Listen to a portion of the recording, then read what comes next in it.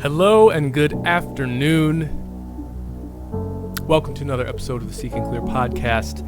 I am your coach and your host, Andrew Wuellner, and today I am coming to you from the office. And there has been a hiatus, an interim, if you will, in the flow of my content. And unfortunately, the reason for the flow, the blockage of that flow, is the COVID-19 coronavirus pandemic, as they call it. It is apparently a pandemic. I think there's only a few cases in the city where I live, but still, we're not allowed to go shopping, we're not allowed to go to restaurants, and I failed at an attempt to go to Home Depot this morning because they're only letting 75 people in the warehouse at a time, and I would have had to stand in line for 90 minutes just to go into Home Depot and get some lumber and paint for a project I have. So yes, we are at the height of the outbreak, and for that reason I have been unable to get into the office with very much frequency. I do apologize for the interruption in the content, but I can assure you all that the podcast, as it stands, the goals are to get one episode out per week for the Seek and Clear podcast, as well as at least 2 to 3 videos per week for the YouTube channel. And I generally like to post at least once on Instagram. So be sure to check out all those platforms if you do enjoy this content. The pace will pick up soon, I promise. And there's going to be a lot of new stuff coming your way. I have a lot to talk about. In today's episode, I am going to talk about modern masculinity and masculine rituals. I'm going to talk about I'm going to give you a brief summary, a brief synopsis of all of the information that I've been gathering for the last decade about what it means to be a man in today's world, as well as what it meant to be a man to our ancestors 100 years ago, 1,000 years ago, 10,000 years ago, right? To the best of our human body of knowledge, what that means. That's what we're going to be talking about today, because this is a direction in which I am being pulled. And we're going to get to that. I'm not going to get ahead of myself here. The first thing that I want to bring up is 2020 has been an interesting year so far, right? We are halfway through April now. And like many of you watching and listening, I am sure, because remember, you can watch these episodes on YouTube and you can listen to them on all the major podcasting platforms very soon. So be sure to check out YouTube if you're listening, and be sure to check out Spotify or iTunes if you're watching on YouTube. But like many of you who are watching and listening, I have been spending a lot of my quarantine time reading and studying and developing myself. I have started a new 3-month workout program. I started Elliot Hulse's Advanced 5x5. This will be the second time I have done his 5x5 program. I have been reading a lot of books. I've been diving very deeply into the psychologist Carl Jung, and a lot of people who are also in psychotherapy, psychoanalytics. I've been reading a lot about symbology, belief systems, and psychology and masculinity. And I've been uncovering a lot of very unique insights about what it means to be a man, what it means to be a human, how to create belief systems and purpose in your life. And this has been very, very valuable information to me, because the truth is, you guys, I'm approaching my 30s here. And for the last decade or so, decade and a half, I have been going through a process where I have been transforming from a boy into a man, into a father, into a business leader, into a husband, right? Into a pillar of the community. Whether it's the online community or the in-person, real-life community where I live. The role that I have been playing in the lives of the people who are close to me has been changing dramatically. And I have been doing everything that I can to control this change and to try to mold myself into the type of man that I want to be. And the biggest question surrounding this whole process has been, well, what kind of man do you want to be, Andrew? What type of man belongs in the world in which we now live, right? Because that can be a difficult question for a lot of us to answer. I think that's a very difficult question for a lot of young men to answer right now. And there's a lot of reasons for that, right? There's a lot of reasons for that. I've been reading a lot of books, listening to a lot of lectures, a lot of speeches on YouTube, watching recordings of seminars. And there's a lot of trends, right? There's a lot of trends I'm seeing in this particular field of study. People have been talking a lot about the ways in which the current wave of feminism has been changing the way men look at themselves, the way society looks at men. And it's been changing what people should be expecting of themselves as men, what mothers expect of their sons, what fathers expect of their sons, and even what sons are now beginning to expect of their fathers, right? All of these things have been changing because of things like feminism and the Me Too movement. And there's also, on the other side of the spectrum, what is called the Red Pill movement, right? There's MGTOW, MGTOW, men going their own way. There's men's rights activism. There's all of these different groups. And what we're seeing, at least in our Western society, in American society, is what really looks and feels like a tug of war between men and women. And it's been changing the dynamic. It's been changing the norm for a lot of us. And if you grew up in the 90s, if you grew up in the early 2000s or the 2010s, you grew up in a radically different world than if you grew up in the 50s, 60s, or 70s. Radically different, right? And I'm not just talking about culture or gender roles. I'm also talking about media, right? The internet, social media, YouTube. So many things have changed so quickly that I think men and women both are growing and changing at a blistering pace, right? You look at the way that women have changed in the last, just the last 2 decades alone. Some amazing things have happened, right? The Me Too movement, it gets backlash. It has drawbacks, just like anything else that's ever happened in this world. But what it has done, by and large, has been wonderful for women. Not so great for bad men. Not so great for men who are dominated by their shadows and who treat women poorly.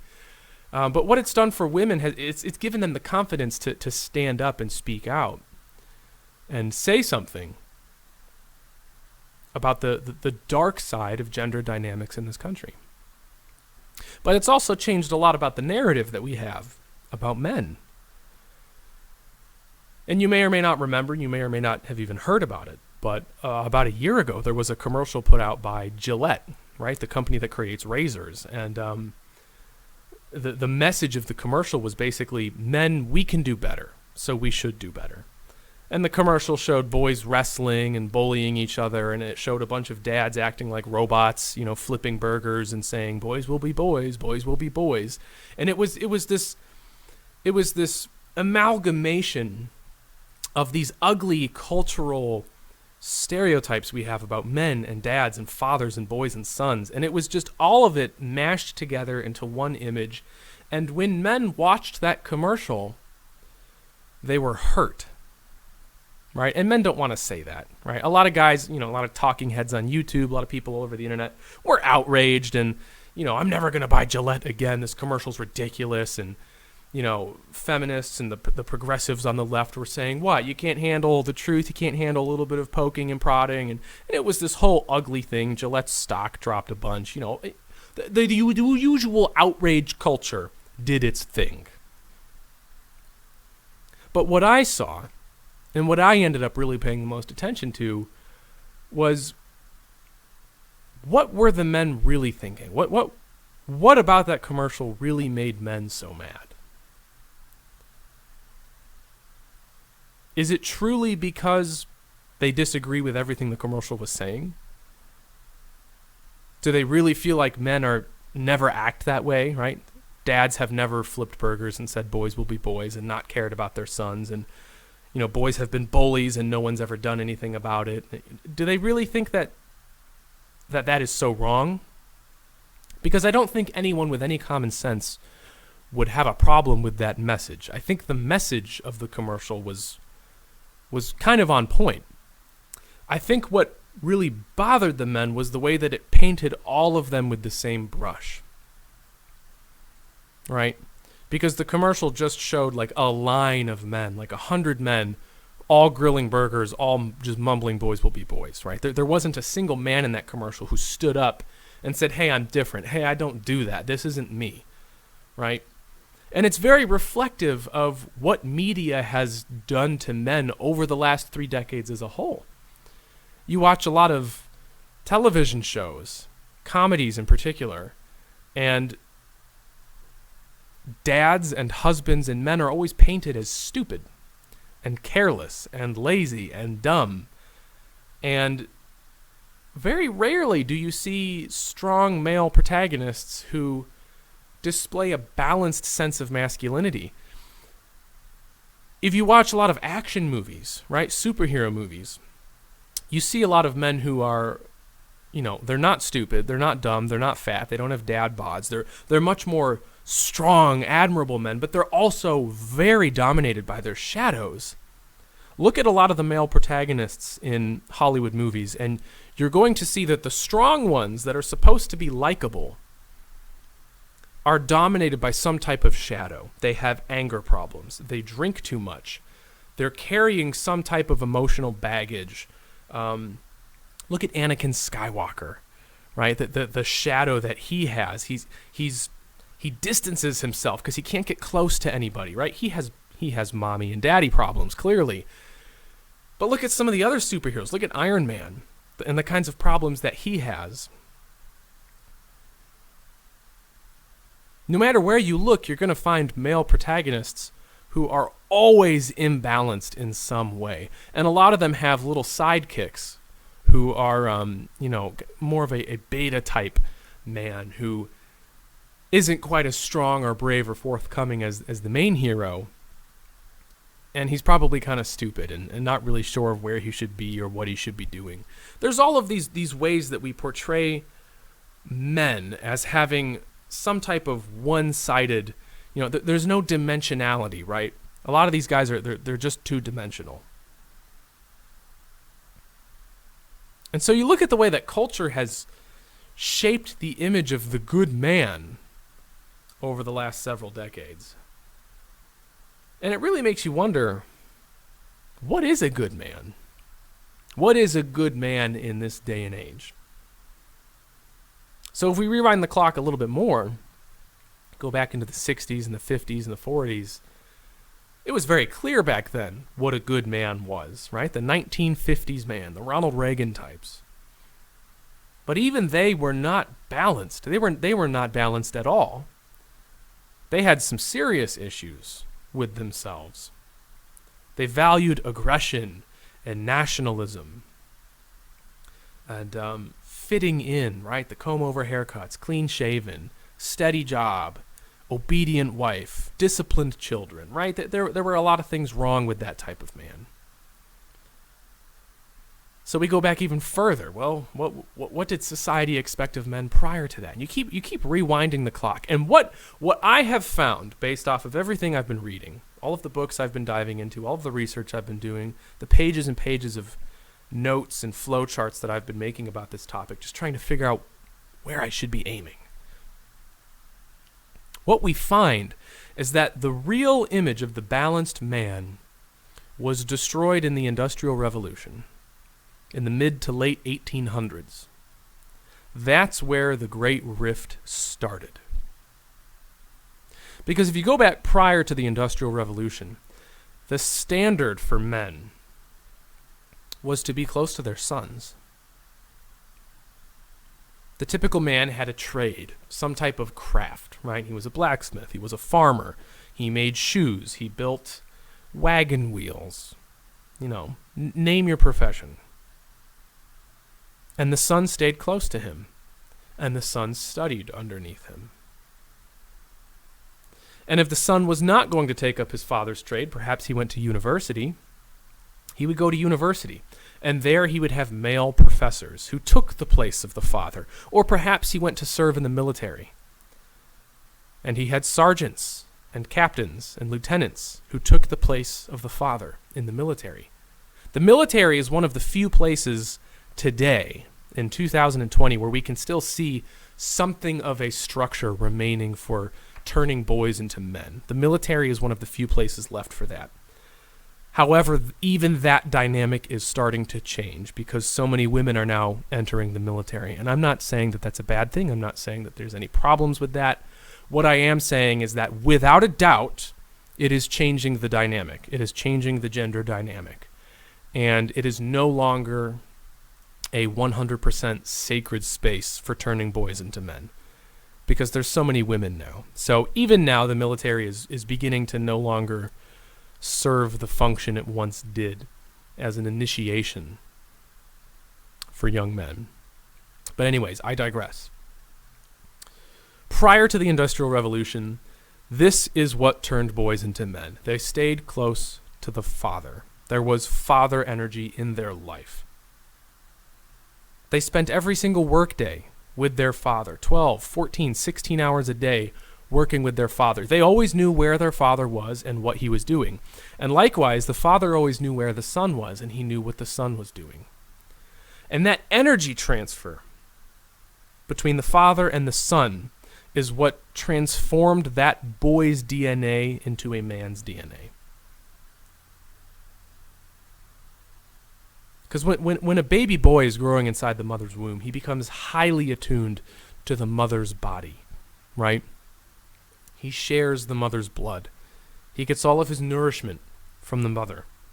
He spends all day for 9 months listening to the mother's voice and the mother's heartbeat, because when he is birthed into this world, if he does not memorize every single sound of his mother's voice, he could die. He won't know how to communicate with his mother and how to get the nourishment that he needs, right? So young boys are very attached to their mothers. We know this. But when a young boy starts becoming a teenager and turning into a young man, he has to switch from the mother's world into the father's world. And that is when the father takes the boy from the mother and brings him into the man's world, into the world of the trade, the world of work, the world of military, the world of scholars, the world of politics, whatever have you, whatever track that boy was on, the father figures brought him in.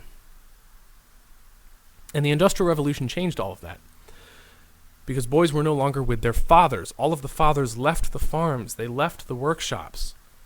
The man who made shoes was no longer needed. The man who made wagon wheels was no longer needed because those were made in factories. And so all of the families moved to the cities. And the fathers went into the factories. And all of a sudden, we then lived in a world where the boy no longer saw his father. The father was never home. The boy didn't know what the father was doing. And sometimes, in some cases, the father didn't even know what he was doing because he used to need to know how to make a whole shoe. And then the assembly line and the factory became a thing, and now that father only needed to know how to put one nail into one part of the shoe. He no longer needed to know how to make the whole shoe. And the man who used to need to know how to make an entire wagon wheel, all he needed to know was how to put spokes into holes. He no longer needed to know how to craft the whole wheel. And so the father's world began to change, and it began to crumble from within. And the sons were left out to dry. They went to school.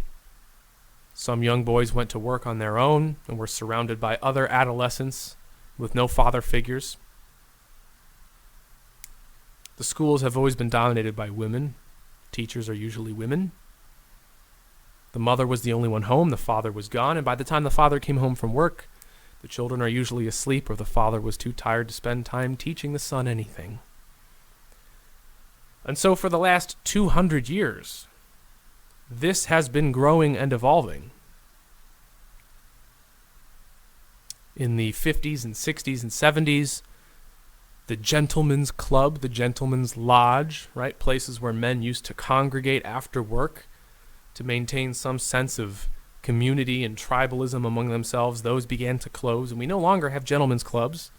We no longer have lodges anywhere. Military service has been declining. Institutions like universities have become more and more and more dominated by women over the years. Again, not saying that this is a problem in and of itself, but if you look at the statistics, attendance by men at university has been rapidly declining over the last few decades, and it's mostly girls now. I believe college is mostly girls. A lot of boys are not making it to college. A lot of boys are not making it through high school. All of the institutions that used to turn boys into men are now no longer doing that. Look at the Boy Scouts. The Boy Scouts was one of the few organizations that was left. It was one of the only ones. It was one of the only places where boys could go and be mentored by older men and taught useful masculine things like camping and gardening and carpentry and archery and canoeing. It was one of the only places left as a sacred space for young boys to initiate them into adulthood. And what happened? They started letting girls in. They changed the name to Scouts of America. And just a few weeks ago, they declared bankruptcy. There's very few places left for boys to go. Very few places left for young men to go, where they can have that experience, where they can bond with the father figure, where they can change their DNA from a boy into a man. Most of us grew up in a home where there either was no father, because single motherhood is constantly growing. It's more popular now than it ever was, and in a lot of ways it's kind of glorified.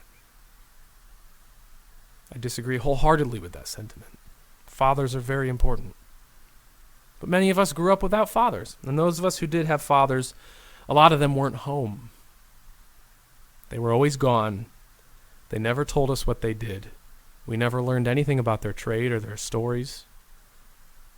And we lost that father figure that we all needed. So this is what I have been diving into in 2020. This is the field where I have been devoting myself to learning as much as I possibly can about psychology, rituals, ceremonies, mythology, legends, belief systems, masculinity, gender dynamics, fatherhood, what it means to be a husband, what it means to be a man, how to create balance in your life between the little boy that you wish you still were and the man that you only wish you could be. Where's that balance? And this is where I'm going to be focusing a lot of my energy. So I've been reading about this stuff for, about 6 months now, really diving into these things.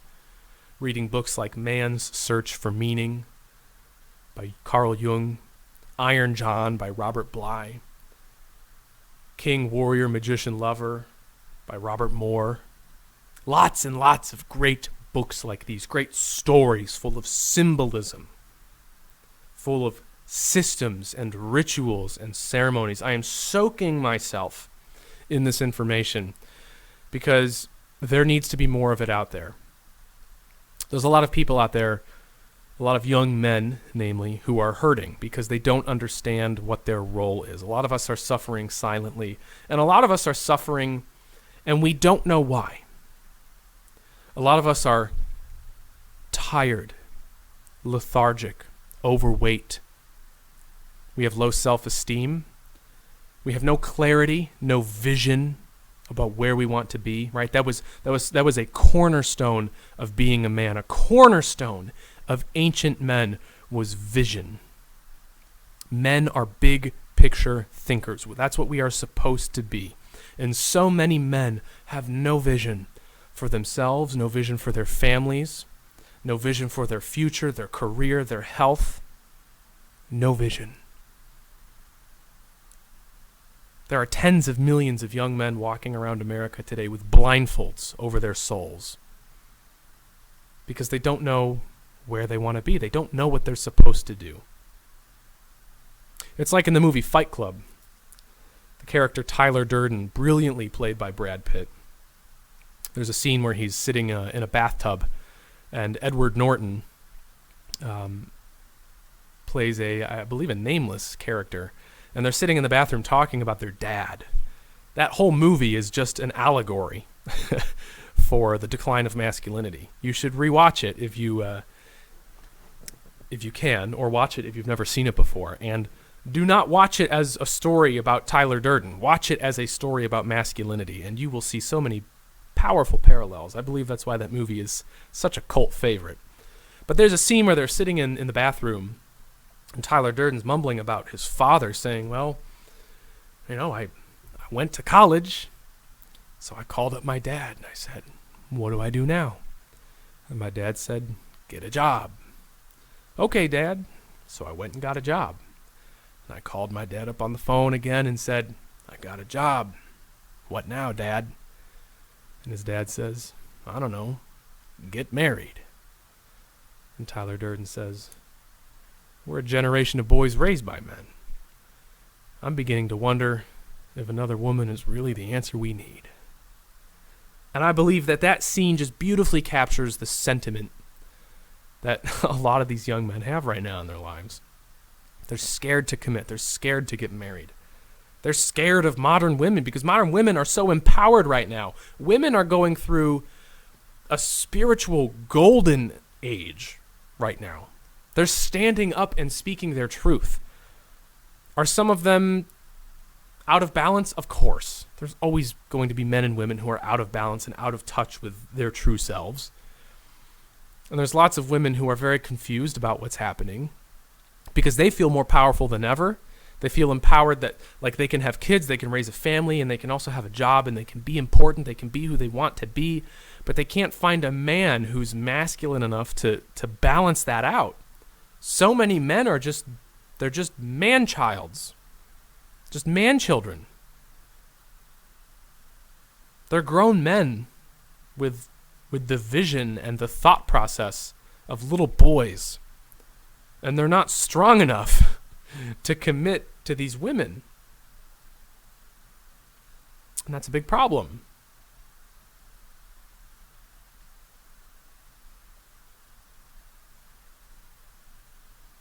And a lot of them are the same way with their careers right now, too. They don't know how to commit to a career. They don't know how to listen to the voice inside that's trying to show them where they're supposed to be, that's trying to tell them what they should be doing with their energy, with their creativity. They're not sure where they want to be, and they're not sure why. So I think a deep understanding of a lot of these ideas, this symbolism, this psychology, these stories, this is needed today more than ever. And you look at the rise of a lot of other online voices, people like Jordan Peterson, people like Elliot Hulse, people like Owen from Real Social Dynamics, which I believe, I don't know much about Owen, but it used to be a hookup program, and now he's working more with helping men tap into their masculine energies and find confidence. A lot of the messaging has been changing because a lot of these people are discovering that there is a great need for guidance for young men. And over the years, I've worked with a lot of different people, right? I started out as a personal trainer. I've been a personal trainer now for almost a decade. Not actively practicing the whole time, of course, but for the first 5 or 6 years of my career, as a personal trainer and a strength coach, I've worked with old men, old women, young women. I've worked with athletes. I've trained high school teams. I did online fitness coaching with a lot of different people. I had a program just for men. I had a program for general population. And then I moved into business coaching and life coaching, and I've been doing that for a while, working with men and women. And out of all of these experiences, the one experience that spoke to me the most was working with older male clients as a personal trainer, because I was teaching them how to get in shape, but they were teaching me how to be a man. And the conversations that I would have with these men in their 50s and 60s and 70s while I was teaching them how to bench press and how to use a treadmill, they would be talking to me about being a father, right? And this, I remember working at the last gym I was at, and it was right before my first daughter was born, years ago. And I had a couple male clients who were grandfathers. And these men were like dads to me because they were telling me what to expect and, how to help your wife when she's pregnant, how to help her post-birth, and how to help prepare a nursery, and how to prepare baby food, and things I should know about breastfeeding, and, make sure you don't microwave the milk. All of these things that nobody taught me. These men were stepping into their natural role as fathers, as mentors to me. And that was super powerful to me. So that was probably my most favorite out of all the things I've done. But my second favorite thing has been training middle school and high school boys' athletic teams. Right? I've worked with a lot of tennis teams, track teams. And when I work with the boys' teams, I find myself stepping into that role as the father figure. And I don't know much about these boys' personal lives. I mean, most of these teams are 30 to 40 boys. It's a lot to keep track of. The most I can usually remember is just their names. But I hear their stories. And I hear the pain in their voice and the excitement in their voice and the joy in their voice when they tell their stories and they ask me their questions. And I see the eagerness in their eyes when they're learning from me about health and fitness. And they're learning from me about what college is like and what they should expect. And there is a connection there that a lot of young men are not getting today. And I'm going to begin filling that role from this point forward. That is going to be a major focus for me. Because here's what's happened. I've been studying all of this, like I said. I continue to digress. I apologize. But like I said, I've been studying all of this for about 6 months. And a few weeks ago, I was walking at a park, and I had a moment which I can describe in no way other than divine inspiration. Something came to me, and it spoke to my soul, and I immediately had to write down everything that I was thinking, because the idea, it was like a dam had broken in my mind, and the ideas just flooded my brain. And I know what I need to do now. So I'm currently in the process of wrapping up my business coaching course. I have an online course. It's going to be about 30 plus hours of video lectures and tutorials, and it comes with live one-to-one coaching sessions with me. It comes with a printed workbook. And it's for people who want to start online businesses as coaches, consultants, or experts, selling information and using their skills to help other people solve problems. I work mostly with life coaches, business consultants, fitness coaches, health coaches, relationship coaches, people of that nature, right? If that's you, if you have skills that you believe other people will give you money that you can use to then solve their problems, this course will help you grow your business, brand yourself, market yourself, and teach you how to sell. That course is being finished up. In a month or so, it'll be completely done, and it'll be a standalone product. And from that point forward, I'm going to begin focusing more on rituals, ceremonies, masculinity, purpose, fulfillment, values, principles, and balance, with a focus towards men, young men. Young men who want to be in better shape, right? I'm a fitness coach. I'm a certified nutrition coach, strength and conditioning specialist. A lot of men need to get their health in order. That is priority number one for a lot of young men today. A lot of young men have low testosterone, eating, bullshit all day long. They don't know what healthy food is. They don't know how much they should be moving. They've got bad posture, bad shoulders, tight hamstrings, the whole problem. That's a huge source of low confidence and low self-esteem. People who want to feel better, get healthier, feel better about themselves. Men who want to develop clarity and vision about their lives, their careers, their relationships. They want to know where they're going. They want to know how they fit into this bigger picture called society and civilization and the human race. How they fit in their community. We're going to be tackling all of these big questions on this channel and on this podcast. The podcast will continue to focus on self-development of all kinds. We will occasionally dive into topics that are just for men, but women can also benefit greatly from listening to these types of things. In fact, if you're a woman listening to this right now, I just want you to know that I appreciate you. And we as men, we need you. You are no longer one-dimensional to us. You're not just here to reproduce. You're not objects to us anymore. That much has been made clear in the last 3 decades. But we need you to help us tap into our greatness. I would not be where I am today if I did not have my wife. My wife has been a tremendous help in helping me uncover my inner man, the leader that I need to be for my family and for my business. She's my business partner. She's the mother of my children, my wife, my best friend. We need women. We need strong women. We need you. So stick around and help us. One of the biggest problems right now with the way our society is the fact that men and women are almost, it seems like they're pitched against each other, like it's a battle between men and women. It's not. Men need to be supporting women right now, and women need to be helping men right now. And men need to be willing to accept that help. And women need to be willing to accept that men are trying. We're trying to be good, but a lot of us just don't know how. So we're going to be fixing that. And the YouTube channel is going to be focusing a lot on this type of content in the future. So that's what I wanted to bring to you guys today, right? Some food for thought. If you've never visited this particular field of thought before, there's a lot to chew on here.